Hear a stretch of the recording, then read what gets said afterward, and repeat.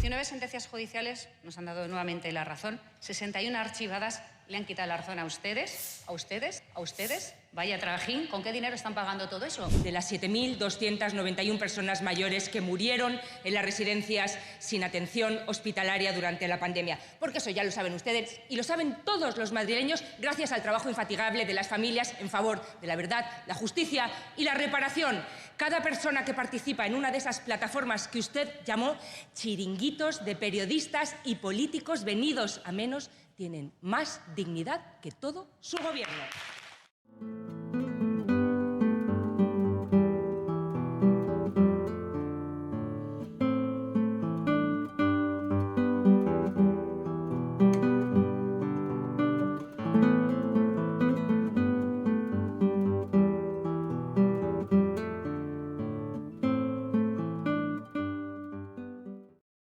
El cuidado de nuestros mayores, o mejor dicho, nuestros cuidados cuando seamos mayores no puede ser un negocio.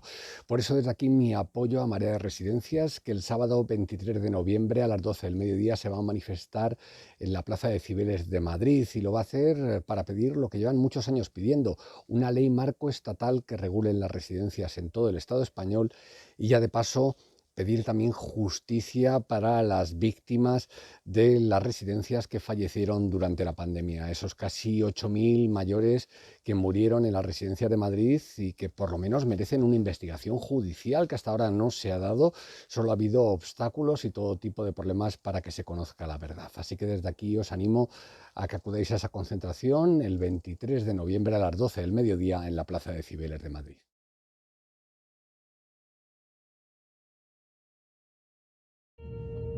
Los otros chicos creen que soy rara. No quiero ser así. Quiero ser normal. Tengo que intentar ser una persona íntegra antes de que sea tarde. Hay que seguir matándolo.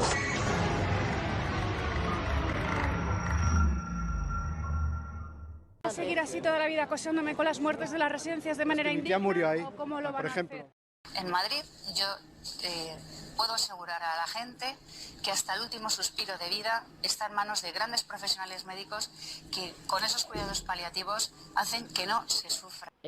Ya no es que le diera la mano, sino que no teníamos ni siquiera un mórfido para ponerle, para que se relajaran y se fueran tranquilos. Es que se morían agarrados a las barandillas de la cama, intentando respirar. ¿Usted cree que yo he firmado algún documento donde ponga que se muera la gente? Llegó la orden de que no se trasladara a ninguno a los hospitales. El gobierno tuvo que tomar el mando de toda esta situación solo y traer el material sanitario solo. Pero no teníamos EPIs. Los EPIs los tuvimos que hacer nosotros pues con bolsas de basura. El director lo que decía que él no iba a hacer nada que no viniera la orden de la comisión que había de la Comunidad de Madrid, de la Consejería de Sanidad. ¿Usted cree que yo he firmado algún documento donde ponga que se muera la gente? Había muertos en todas partes, en las casas, en los hospitales, en las residencias, todo colapsado. No se salvaba en ningún sitio. Ayuso miente. Los datos del gobierno madrileño que hoy publica Infolibre demuestran que se salvaron el 65% de los residentes hospitalizados. Por tanto, se podrían haber salvado miles de las 7.291 personas que fallecieron en las residencias sin ser trasladadas a un hospital. En definitiva, se aprobó un protocolo monstruoso y no se utilizaron las alternativas que existían para tratar a los residentes enfermos. Pero en todo caso, que nadie se confunda. Las urnas no blanquearán jamás lo ocurrido en las residencias. Aunque Ayuso y sus aliados de extrema derecha obtuviesen el 99% de los votos, el lunes habrá ciudadanos dignos y decentes pidiendo que se haga justicia.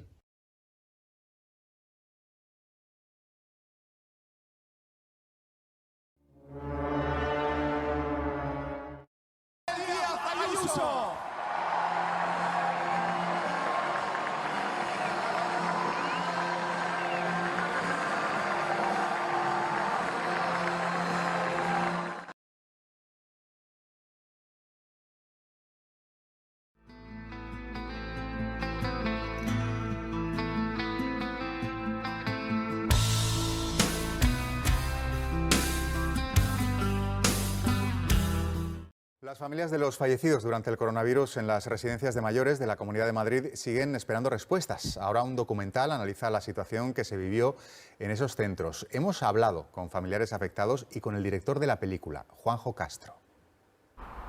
Era marzo de 2020, un tiempo olvidado ya por muchos, pero no por los familiares de los 7.291 fallecidos en las residencias de mayores de la Comunidad de Madrid, que no fueron derivados a hospital. Esta cifra da nombre al documental que trata lo que ocurrió allí en cuestión de semanas. Quiero que se investigue, que se depuren responsabilidades si toca. Como Mercedes, Concha también perdió un familiar. Su madre murió en la primera ola. Estaba en la residencia Manoteras. Esta foto es de mi madre el día 8 de marzo. A partir de ahí solamente eran llamadas. Llamadas, pero yo nunca podía hablar con mi madre, ni ver a mi madre. O sea, yo nunca más volví a hablar con ella. Concha nunca supo que su madre contrajo COVID-19 hasta que recibió una llamada. Bueno, se identificó como la doctora Antonella y me dijo que mi madre la bajaban al sótano a su extinción. Llegué a la residencia y no querían ni abrirme la puerta ni atenderme. Empecé a porrear la puerta de cristal y a decir, por favor, que vengo para llevarme a mi madre al Ramón y Cajal. La película cuenta los pasos que se siguieron las primeras semanas de la pandemia. Hay una filtración de un borrador. Se basa en las comparecencias en la Comisión de la Asamblea de Madrid, que no llegó a finalizarse, y más tarde en la Comisión Ciudadana de Afectados. Dejan de ser atendidos por su médico de cabecera. Es duro también porque yo no entro en el sentimentalismo, o sea, apelo a la razón. Hay muchísimo dolor. Entonces no se nos tiene que olvidar que detrás de esa marca, de ese número, hay muchas muertes. Hechos probados, responsabilidad de la Comunidad de Madrid. Morirían muchos menos si se hubieran tomado otro tipo de decisiones. Como sociedad tenemos que aprender de nuestros errores. Varias denuncias de afectados han sido archivadas por la justicia. Hace poco más de un mes, más de 100 familiares presentaron una nueva denuncia ante la Fiscalía de Madrid para que se investigara altos cargos del gobierno de la comunidad y a 25 geriatras. Volcados en un documental que arroja luz. ¿Se ha medicalizado la residencia? No se medicalizaron. El protocolo era un borrador, no era un borrador. No hay tal orden, hay una filtración de un borrador. ¿Usted firmó todos estos protocolos? Sí, dichos protocolos, tanto las primeras versiones como el protocolo definitivo del día 25, están firmadas. 7.291 razones para no olvidar.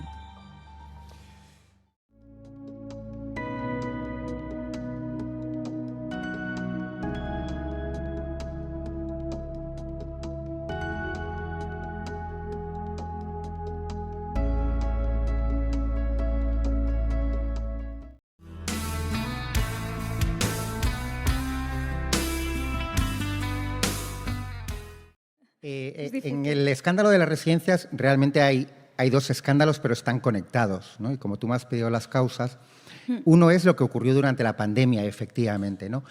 Básicamente lo que ocurrió durante la pandemia es que en marzo y abril de 2020 fallecen en residencias más de 20.000 personas, pero el escándalo es que más de 11.000 en toda España fallecen sin ser trasladados a un hospital. Y de esos 11.000, 7.291 en la Comunidad de Madrid.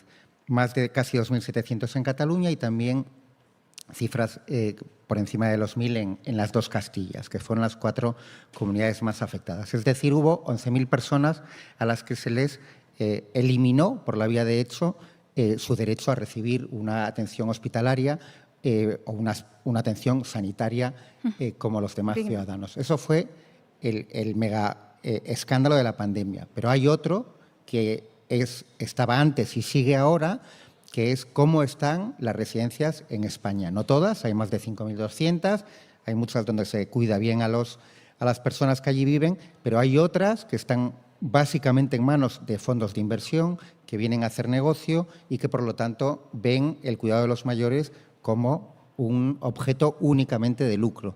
Y ese escándalo estaba antes, afectó a lo que ocurrió, es uno de los factores que afectó y sigue ahora. Por lo tanto, es un tema que no se circunscribe solo al impacto brutal de esas miles de muertes, ¿no? Pero es verdad que en Madrid hay unos elementos que agravaron lo ocurrido y que además sí que son responsabilidad del poder político, en este caso del gobierno de Ayuso, ¿no? Por simplificarlo, en Madrid había 4 vías para ayudar a un residente enfermo, una persona que estaba enferma en una residencia, 4 vías. Una, que fue la que anunció el Gobierno, era medicalizar las residencias, es decir, llevar médicos y enfermeras a las residencias. La segunda vía era trasladar a esa persona enferma al hospital público de referencia. Todas las residencias tienen un hospital porque las residencias son como un domicilio particular, claro. Por lo tanto, igual que nosotros tenemos un hospital de referencia, las residencias también.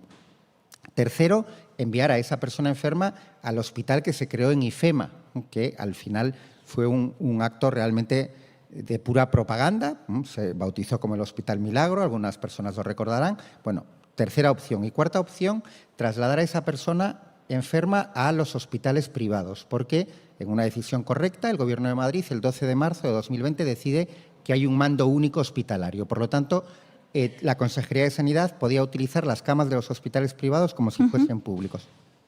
Bien, a ese residente enfermo le daba igual cuál de esas 4 vías hubiesen utilizado para intentar salvarle o para, si no, para que hubiese tenido una muerte más digna. No se utilizó ninguna de las 4 en esos 7.291 casos y no se utilizó por decisiones políticas, por decisiones del Gobierno de Ayuso. ¿Tenían los médicos y enfermeras para medicalizar las residencias? No los enviaron a las residencias, las enviaron al hospital de IFEMA. Aprobaron el protocolo de la vergüenza para impedir que las personas con deterioro cognitivo o con dependencia física, por ejemplo, ir en silla de ruedas, fuesen trasladados a los hospitales públicos.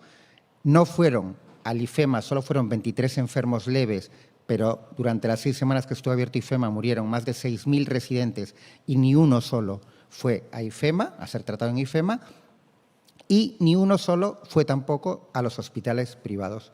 Y estos son decisiones que tomó el Gobierno regional y que podía haber adoptado decisiones completamente contrarias y, por lo tanto, por eso sí que tiene una responsabilidad y tiene que responder.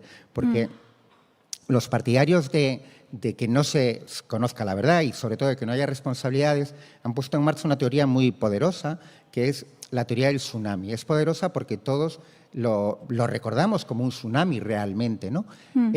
Bueno, es algo que nadie estaba preparado para ello. Realmente en los primeros momentos no había vacuna, no había nada.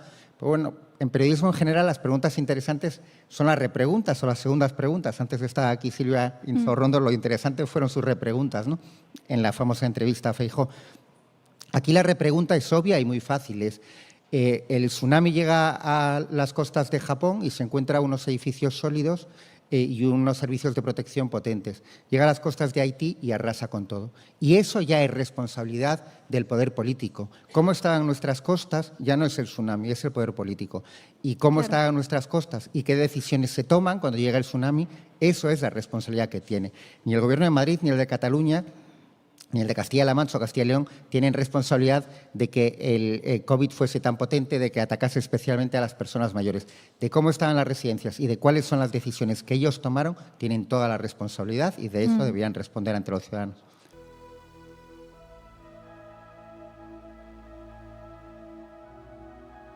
A ver, respecto a las 4 ambulancias, efectivamente hay un intento. Se filtraron los audios, en concreto fueron los compañeros del País quienes los dieron en este caso. Bueno, es evidente que era una persona, Encarnación Burgueño, ajena, que no tenía experiencia en el sector, para nada menos para la situación terrible en la que estaban en aquellos momentos las residencias. Bueno, sobre cómo se gestionó el pico de la pandemia en las residencias de mayores, en su día Isabel Díaz Ayuso aseguró que esos centros estaban medicalizados, pero hoy la mujer a la que le adjudicaron ese contrato lo ha negado ante la Asamblea. Es más, ha confirmado que había orden expresa de no derivar a los mayores enfermos a los hospitales. Marzo y abril de este año. La pandemia se ensaña de forma inmisericordia con las residencias de mayores. Isabel Díaz Ayuso presume de que muchas de las madrileñas están medicalizadas. Es que hay más de 100 residencias medicalizadas ya. Tenemos medicalizadas 204 con un plan de choque, que además ha servido ahora de modelo a otras comunidades autónomas. Afirmaciones que el tiempo ha revelado falsas. Lo ha reconocido hoy en la Asamblea de Madrid la mujer en cuyas manos supuestamente se puso ese plan de choque. Doña Encarnación Burgueño Jerez. Es hija de Antonio Burgueño, director general de Hospitales de Esperanza Aguirre, ideólogo de la privatización de la sanidad madrileña y asesor externo de Ayuso para la crisis del coronavirus. Soy Antonio Burgueño, director de Hospitales de Madrid. Pero ella asegura que la eligieron porque estaba preparando un proyecto con residencias. Ya habíamos hemos presentado alguna propuesta. Una autónoma sin experiencia y sin trabajadores para un reto mayúsculo: atender las 500 residencias madrileñas con más de 50.000 residentes. En ningún momento la intención era medicalizar ni gestionar. Reconoce que su labor para la comunidad no fue medicalizarlas y que, como no tenía empleados, llegó a un acuerdo con una empresa de ambulancias cuya aportación de recursos fue más que modesta. En total, para todas las residencias, ¿de cuánta plantilla contaba usted? Pues estábamos hablando de 3 equipos, 4 equipos. ¿De cuántas personas? De 3 personas. O sea, con 9 personas, ustedes vieron todas las... Era un estudio. También ha relatado el horror que vivieron las residencias madrileñas durante los 12 días que trabajó para la comunidad. Algunas llevaba 10 días sin ir al médico. En otras tenían fallecidos sin... cuerpos de fallecidos sin recoger. Y ha dejado una importante revelación. Dice que conocía los protocolos para no derivar a los residentes a hospitales públicos que la comunidad niega. Cuando habló con Carlos Moore, le explicó que había unos protocolos para no derivar a personas mayores de residencias a hospitales. Claro, yo lo conocía. Pero, a ver, no era un intento de medicalizar las residencias. Quiero decir que medicalizar las residencias hay incluso una resolución del Tribunal Superior de Justicia de Madrid. ¿En qué consiste? El poder político, como siempre, me encantó el matiz que hizo una de las personas que intervino del público antes sobre que hay que utilizar las palabras correctas, ¿no? Y los periodistas tenemos una responsabilidad especial ahí. El poder político, su primer objetivo es enmarañar con las palabras para que no sepamos cuál es la verdad, ¿no? En este caso se ha hecho con lo de medicalizar una residencia. ¿Qué es medicalizar una residencia? Bueno, cualquier médico lo sabe, es una cosa de sentido común, pero en este caso tenemos una resolución del Tribunal Superior de Justicia de Madrid de abril de 2020 donde dice claramente qué es medicalizar una residencia. Medicalizar una residencia es mandar médicos y enfermeras, convertir las residencias en un espacio sanitario y mandar el material sanitario necesario para tratar a las personas enfermas. Esas 3 cuestiones. Obviamente, con 4 ambulancias que van por allí prácticamente a preguntar qué tal estás, no puedes hacer nada de eso. Por lo tanto, digamos que la responsabilidad, intentaron ahí hacer un negocio, pero yo no le compro el relato que eso fue el intento de medicalizar, porque eso es mentira. No, si no digo que tú lo hagas, es para aclararlo. Sí. Lo tremendo es que podían haber medicalizado las residencias, porque claro, alguien que no conozca el tema en profundidad puede decir, ya, pero ¿cómo mandas médicos y enfermeras? Quiero decir, médicos y enfermeras, no sé, generan de un día para otro. ¿Cómo tenías esos profesionales, ¿no? Y la brutalidad, yo después de 4 años y medio de investigar el tema, he llegado a la conclusión de que el protocolo fue brutal, pero fue peor no medicalizar las residencias y enviar a esa gente, a ese personal sanitario a IFEMA. Porque la Comunidad de Madrid tenía esto declarado por Carlos Moore, que era el director de Coordinación Sociosanitaria y quien firmó el protocolo. ¿Usted firmó todos estos protocolos? Sí, dichos protocolos, tanto las primeras versiones como el protocolo definitivo del día 25, están firmadas. Tenía 600 médicos y creo que son 821 enfermeros y enfermeras para destinarlos a donde quisieran, porque se habían cerrado las urgencias de atención primaria, entre otros dispositivos, y lo que hicieron fue enviar a esos 1.400 a IFEMA y no a las residencias donde estaban muriendo cientos de personas cada día en ese momento, segunda quincena de marzo. O sea, tú tienes a 1.400 personas, personal sanitario, con eso habrían perfectamente medicalizado las residencias, no lo hacen, los envían a IFEMA y a IFEMA luego no envían a la gente que se está muriendo. ¿Por qué? Porque habían decidido que iba a ser el Hospital Milagro y claro, el Hospital Milagro, una parte importante habrían fallecido igual, pues entonces no es un Hospital Milagro. Y Ayuso no podría haber hecho el discurso que hizo cuando entre bocatas de calamares... Fotos, abrazos o incluso el reparto de bocadillo de calamares. Clausuraron el Hospital Milagro el 30 de abril, creo que fue, que era que allí la gente, era un milagro porque la gente se curaba. Claro, si mandas enfermos leves, se curan, si mandas a jugadores del Real Madrid también, pero es que donde había el problema y donde estaban muriendo eran en las residencias, que insisto, morían cientos al día. Entonces, eso respecto a la operación Bicho. ¿Hubo negocio? Bueno, hubo negocio, lo hemos sabido. Hubo negocio en el caso de la familia Ayuso con su hermano directamente, hubo espabilados que hicieron negocio, también el mundo Coldo hizo negocio. ahí creo que no es algo solo de Madrid, aunque en Madrid, como ya tienen una práctica y un método muy desarrollado desde la época de Esperanza Aguirre, pues a lo mejor son más espabilados y corren más, pero bueno, hubo negocio también en otras partes de España. Ahora, eso hay hechos que se conocen, ¿no? Y el juez del caso Mascarillas sienta en el banquillo a los comisionistas Luis Medina y Alberto Luceño. Están acusados de estafar al Ayuntamiento de Madrid en la compra de material sanitario durante la pandemia. Además, el magistrado les da 24 horas para depositar una fianza de casi 8 millones de euros. La Fiscalía pide 15 años de cárcel para Luceño y 9 para Medina. Lo digo yo, que no tuve ninguna participación, ni directa ni indirecta, en este contrato. Les decía que le podía facilitar con las autoridades chinas si nuestro alcalde nos hacía una carta diciendo que esta persona estaba colaborando con el ayuntamiento y que le medio trataran bien. Hicimos la carta, la intentamos traducir a chino, ¿no? Al final la mandamos en inglés, la firmó nuestro alcalde y se la dimos a Alberto Luceño. No tenía ni idea de que mi primo había intervenido de cualquier manera. Eso para empezar, porque no tenía ni idea. Porque les digo una cosa, la persona con la que contactó mi primo no fui yo. Es que no fui yo en el ayuntamiento. Por tanto, yo no tenía ni idea. El 26 de marzo de 2020, 12 días después de decretarse el estado de alarma y con los contratos entre el ayuntamiento y los empresarios todavía sin firmar, Luceño dice que su compañero Luis Medina había hablado ya por teléfono con Almeida. Que el nombre y apellidos de una persona esté en los titulares de los medios de comunicación, sin estar investigado, sin haber sido citado en la instrucción de la Fiscalía, sin estar incluido en una querella y con la mala suerte única y exclusivamente de ser primo del alcalde de Madrid, creo que también a todos nos debería hacer reflexionar. Hice la llamada a Luis Medina, sí, después de la formalización del contrato, y sí, porque donó 183.000 mascarillas en el ayuntamiento. La supuesta donación se habría hecho en paralelo a la tramitación de los contratos por los que Medina y Luceño se embolsaron más de 6 millones de euros en comisiones. En total son 7 correos electrónicos fechados el 30 de marzo de 2020, en los que queda constancia de los pasos que dio el Ayuntamiento de Madrid para elaborar una carta firmada por el alcalde Martínez Almeida para facilitar al comisionista Alberto Luceño cerrar contratos en China ante los obstáculos que ponían las autoridades de ese país. En uno de los correos se da una serie de recomendaciones por parte de la concejala de Hacienda para elaborar la carta de recomendación, en el que se insiste en que se pongan muchos sellos y banderas porque los chinos son muy de eso.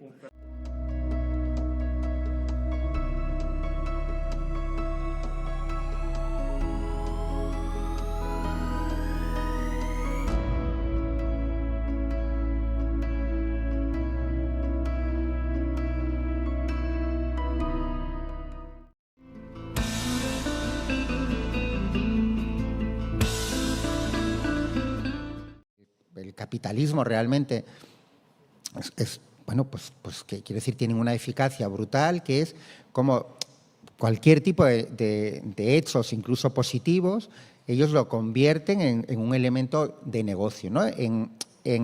¿Por qué? Ahora, en torno al 20-25% de las camas en este momento de todas las residencias de España están controladas por grandes grupos. Muchos de ellos pertenecen a fondos de inversión.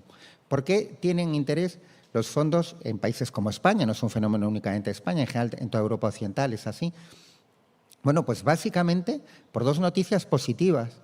Una, España, Occidente en general, pero España es junto con Japón uno de los países con mayor esperanza de vida. Eso es positivo, obviamente, pero significa que en el último tramo de nuestras vidas vamos a tener más dependencia y, por lo tanto, más necesidad tanto de sanidad como de cuidados en residencias o en atención domiciliaria.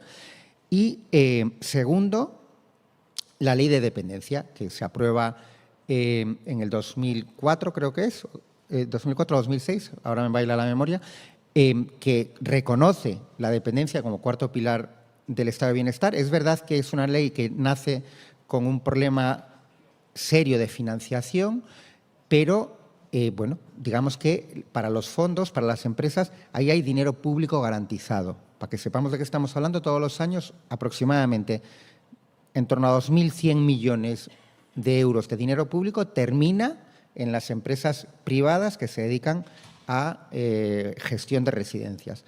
Bueno, por lo tanto, segunda noticia positiva, que es que se reconozca como un derecho los cuidados y la dependencia, lo transforman en una máquina, una forma de hacer negocio.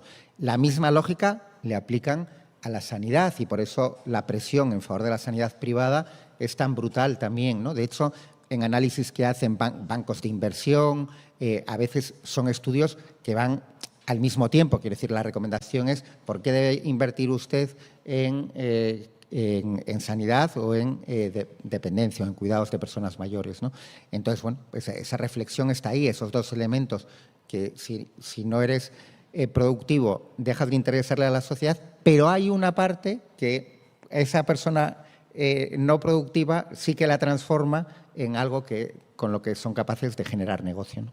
Ahora, sí que se pueden hacer, digamos, llegar a conclusiones informadas, y la conclusión informada, la segunda pregunta es que, hombre, que como mínimo escéptico soy de que se termine haciendo justicia. La primera, ¿por qué ha ocurrido, llevamos casi 4 años y medio? Porque las primeras querellas en Madrid, pero estoy pensando también una en Barcelona, se ponen en abril del 2020, cuando acaban de ocurrir los hechos, ¿no? Entonces, para mí hay una dejación absoluta de la Fiscalía, ¿no? Incumpliendo de forma flagrante y escandalosa lo que es su misión, y que es investigar qué había ocurrido. Demostrar delitos en nuestro ordenamiento jurídico, que tenemos un sistema muy garantista y es bueno que sea así, es complicado. Quiero decir que no digo montar persecuciones judiciales como hemos visto, ¿no? Pero hacerlo en serio es muy complicado. Pero a lo que tenían derecho los familiares es a que se investigase. Y la Fiscalía tenía que haber investigado realmente, buscar las pruebas, y en algunos casos yo creo que evidentemente se habría llegado a procedimientos penales, y en otros a lo mejor no, porque hubo actuaciones que podemos considerar irregulares, pero que no son penales. Pero la Fiscalía hizo una dejación completa de funciones. Hizo una dejación completa de funciones en general en toda España. Luego hubo casos especialmente graves. Por ejemplo, la fiscal de Barcelona archivó una denuncia que habían presentado familiares de 30 residencias de Barcelona con todo tipo de pruebas y dictó un decreto de inadmisión, de que no abrió una investigación, sin hacer ni una sola diligencia. Y la fiscal superior de Madrid, no solo no dio instrucciones para investigar, sino que en la memoria anual correspondiente al año 2020, que le dedica 12 páginas a lo que había ocurrido en las residencias, hay mentiras flagrantes y escandalosas. Pero quiero decir que esto no es algo que uno lo diría con esta rotundidad si no pudiese defenderlo ante un tribunal, ¿no? Sostiene, por ejemplo, que el protocolo no afectó a las derivaciones, cuando todos los datos que yo publiqué en su momento en Infolibro, en el libro, son datos oficiales de la Comunidad de Madrid. Porque lo tremendo en ese sentido de lo que ocurre en Madrid y por qué el Gobierno Ayuso, como no puede defenderse con hechos, pues busca otro tipo de estrategias, ¿no? Es que todos los datos son datos oficiales de la Comunidad de Madrid. Bueno, pues la fiscal miente sobre hechos como ese, o miente diciendo que en las residencias recibieron las personas enfermas el mismo tratamiento que en los hospitales. Oiga, es que esto es una mentira y además afirmar algo así es de extraterrestre, ¿vale? O sea, ¿cómo una residencia donde en el mejor de los casos hay una residencia, voy a coger residencia tipo, 220 plazas, 220 personas atendidas, tiene, en el mejor de los casos, dos médicos por la mañana, 2 médicos, 1 por la tarde y ninguno por la noche? ¿De verdad podemos comparar eso con un hospital donde hay 10 veces más personal, donde hay especialistas de todo tipo que pueden hablar entre ellos, que en las residencias no hay para hacer ni una radiografía, no había ni test de COVID? Bueno, pues la fiscal superior no tuvo ningún problema en poner eso por escrito. ¿vale? Entonces, la actuación de la Fiscalía ha sido tremenda. Es fácil entender cómo reciben eso los familiares y, efectivamente, quienes han tenido que impulsar todo el tema han sido los familiares. De momento, con unos resultados, porque luego la parte del Poder Judicial, efectivamente, tampoco es que haya o no se ha tomado lo suficientemente en serio como este asunto, con alguien que hubiese tenido la 10ª parte de interés del juez Peinado, pues estarían en este momento, había procedimientos penales, pero decenas, ¿no? Pero no se lo han tomado con el suficiente interés, pero bueno, los familiares, y con esto termino, siguen peleando, ¿no? Y hace todavía un mes, 2 asociaciones de familiares, Marea de Residencias y Verdad y Justicia, han planteado una nueva denuncia ante la Fiscalía, esta vez por otro delito, que es la discriminación a la hora de prestarles el servicio sanitario. Y bueno, demuestra que no se rinden, ¿no? A mí las asociaciones de familiares, yo creo que es de lo más digno que hay en este momento en la sociedad, y su lucha es absolutamente admirable, ¿no? Para ello tienen todo mi respeto y mi admiración por una pelea con algo que efectivamente les recuerda permanentemente algo tan doloroso como perder a un familiar en esas circunstancias, sin ser atendidos, muchas veces sin poder despedirlo, y ahí siguen peleando por la verdad, ¿no?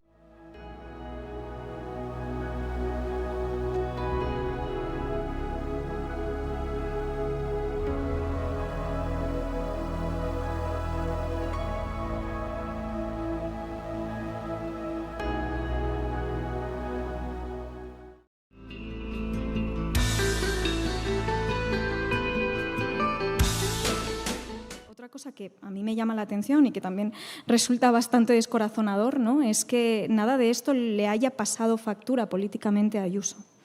¿Qué nos puedes decir sobre esto? ¿Qué conclusión extraes? No le ha pasado factura. Ha sacado mayoría absoluta, que no la tenía en el año 2020. A eso me refería. Y la sacó en el 21. Ha sacado rédito. Le ha salido a favor. A ver, esto enlaza más con el debate tan interesante que han tenido en la mesa sobre datos y relatos, anterior, ¿no? Sobre datos y relatos, efectivamente. Bueno, a ver, yo creo que como casi todo, también lo que ocurrió en la pandemia, y tendemos a intentar explicar con un factor o dos cosas que son muy complejas, ¿no? En Madrid, en concreto en la Comunidad de Madrid, hay muchos elementos. Hay un elemento mediático que jugó un papel muy importante. Es decir, en la Comunidad de Madrid, Ayuso tiene un control mediático muy potente, como el que tenían los gobiernos anteriores. Alguna legislatura, Esperanza Aguirre llegó a invertir más de 250 millones en publicidad, 250 millones de euros, perdón, en publicidad en una legislatura, ¿no? Y digo invertir porque desde su punto de vista era una inversión, ¿no?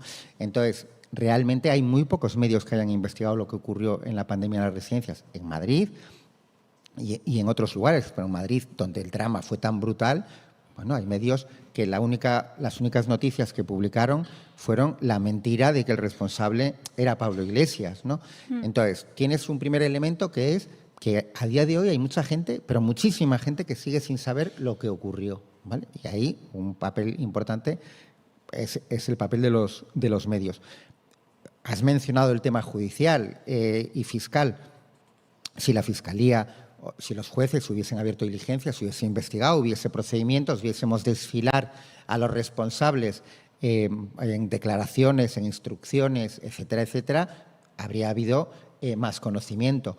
Y luego hay un tercer elemento que yo creo que vivimos en sociedades cada vez, bueno, es obvio, no es que lo crea yo, cada vez más polarizadas, donde la verdad cada vez tiene menos importancia, donde cada uno quiere creer o determinadas cosas, o hay gente que simplemente la verdad no tiene importancia, lo que tiene importancia es su ideología o su convencimiento o sus odios, y por lo tanto en ese sentido son impenetrables por la verdad, ¿no?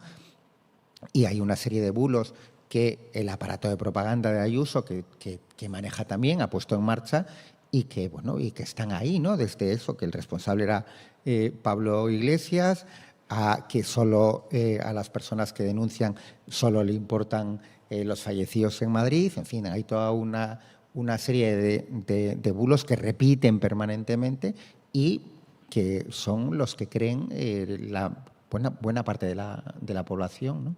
Ujú. Y luego, un último elemento, que es cuando alguien va a votar, influyen muchos factores. Claro. Para mí, desde luego, es el factor más determinante en las elecciones que hubo después de la pandemia. En las elecciones en Madrid, yo voté de acuerdo con ese factor. Para mí, ese es suficiente, porque es una de las violaciones de derechos humanos más graves ocurrida en democracia, en mi opinión, si no la más grave.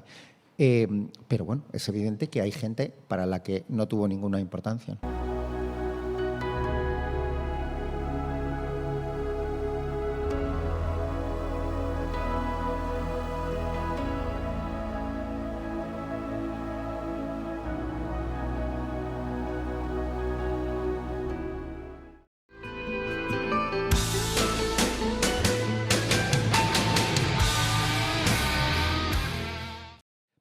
La batalla que han dado todos los familiares, en este caso más relacionado con el COVID, pero hay asociaciones de familiares que quiero recordar que se constituyeron antes de la pandemia, que estaban luchando porque haya cuidados dignos en las residencias desde antes de la pandemia. En Madrid, Marea de Residencias y Pladigmare. En Cataluña, por ejemplo, la coordinadora 5+1, o sea, que venían de antes, ¿no? Pero éxito sería que se abriese un procedimiento penal, evidentemente.